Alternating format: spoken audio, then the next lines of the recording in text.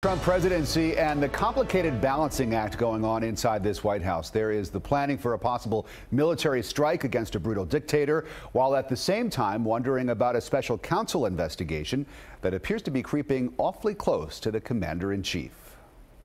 CBS News has learned that adult film star Stormy Daniels is cooperating in the federal investigation of the deal she struck with the president's personal attorney, Michael Cohen.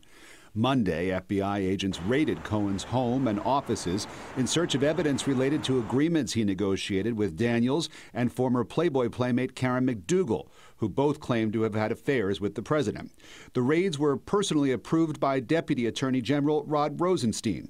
Are you thinking about firing Deputy Attorney General Rod Rosenstein?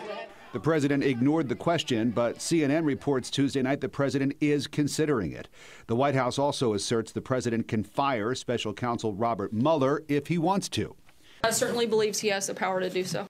And while the president calls the raids an assault on the country, Cohen himself telling CNN the agents were extremely professional, courteous, and respectful, and that he thanked them when it was over. All of this playing out against the backdrop of possible military action against Syria, suspected of using chemical weapons against its own people this past weekend. A strike could be designed to send a message to the Syrian regime's two main backers, Russia and Iran. Targets could include a warehouse at the Damascus airport where Iran flies in weapons.